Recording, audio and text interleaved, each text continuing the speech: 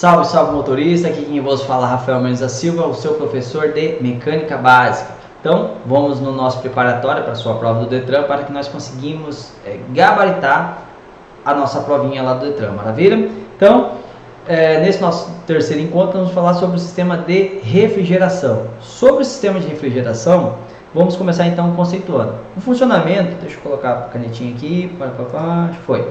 O funcionamento do motor gera calor, que precisa ser dissipado para que não haja superaquecimento. Vimos que o motor, quando o motor está ligado, ele vai atingir uma determinada temperatura. Quando ele atingir, via de regra, 90 graus Celsius ali, o próprio motor vai ter mecanismo ali de fazer com que haja refrigeração, né? Para controlar essa temperatura aí, para evitar o superaquecimento e que não haja a fundição desse motor. Então, quando o sistema de refrigeração falha, a temperatura do motor sobe. Se o motor não for desligado, sofrerá severos danos. Então, o sistema de arrefecimento do motor, que o sistema de refrigeração, ele tem que estar em perfeitas condições. Por isso, da importância de estar sempre fazendo a manutenção preventiva. Então, se a pessoa acaba deixando faltar água ou aditivo para veículos mais novos, e o motor ele atingir a temperatura e o motorista por desatenção acabar não cuidando para acender aquela luzinha, vai acender a luzinha lá do termômetro lá no painel do seu veículo, se o motorista não se atentar com isso, ele pode perder o motor do seu veículo ou causar danos severos. A finalidade do sistema de arrefecimento é controlar a temperatura do motor. Então, o motor atingiu uma determinada temperatura, vai ser acionado certos mecanismos e vai fazer, o próprio motor vai incumbir aí de controlar a temperatura alta do motor. O termômetro é utilizado para indicar a temperatura do motor. Então, o termômetro ele vai acionar caso o motorista estiver danificado o sistema de refrigeração. A bomba d'água é responsável pela circulação da água entre o motor e o radiador. A finalidade da válvula termostática é permitir a passagem de água do motor para o radiador quando a temperatura ideal estiver atingida. Então, pessoal, olha só. Essa peça aqui é o que? É o radiador. Essa peça amarela aqui é o que? É a ventoinha.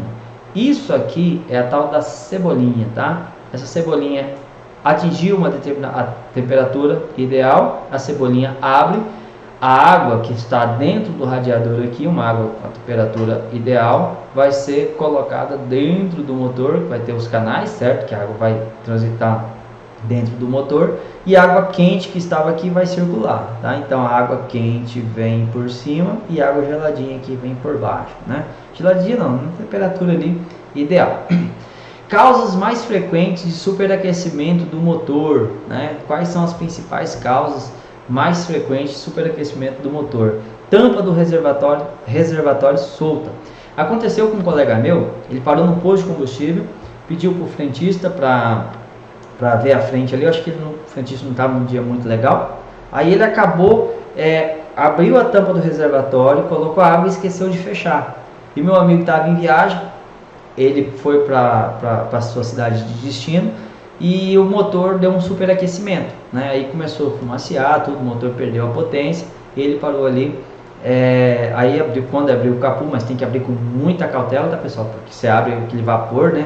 Você tem que desligar o motor, esperar um tempo ali até dar uma resfriada, aí depois você abre o capô, tá? Então, tampa do reservatório solto são causas frequentes de superaquecimento do motor. Rompimento de mangueiras também, que é as mangueiras de canalização, se uma mangueira daquela se romper, vai haver o superaquecimento do motor. Perda do efeito do aditivo especial para radiadores. Pane elétrico na ventoinha, a ventoinha é aquele ventilador, né? Se der algum pane, aí ela vai deixar de acionar e consequentemente ela vai conseguir controlar a temperatura do motor. Sujeira e objetos como papel ou sacolas plásticas obstruindo o radiador. Quais são as recomendações? Ficar atento aos indicadores da temperatura do painel, ficar sempre de olho no painel ali.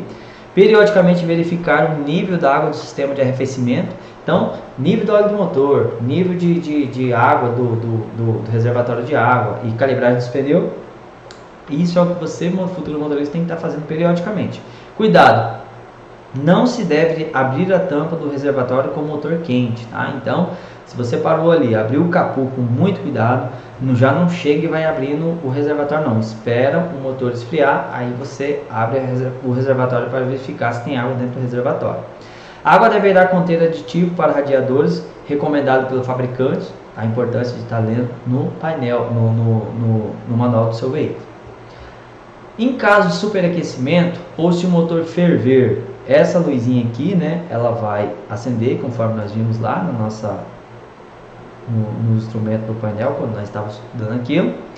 Não continuar rodando sem resolver, tá? Então, se essa luzinha acendeu, é sinal que a temperatura do motor, alguma coisa não está certo. Você deve parar, procurar um socorro especializado.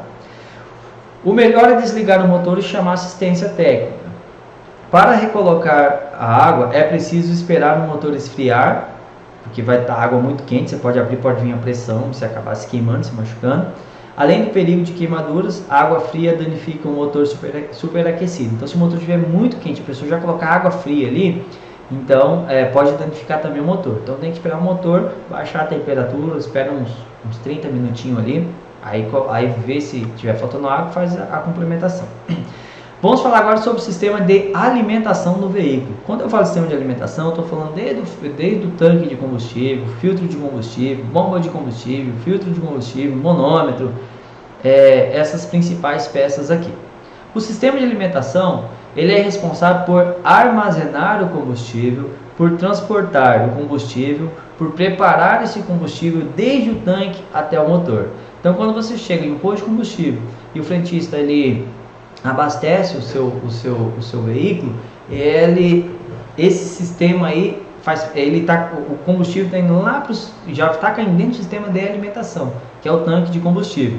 Então, o carburador e injeção eletrônica, isso aqui é muito cobrado em prova, tá? O examinador da sua prova, ele vai querer saber ele vai explorar esse conhecimento seu aqui, ó, carburador e injeção eletrônica. Qual é a finalidade do carburador e da injeção eletrônica? Os dois têm a mesma finalidade, ou seja, preparar a mistura de ar e combustível. Então, tanto o carburador quanto a injeção eletrônica tem essa finalidade, preparar a mistura de ar e combustível.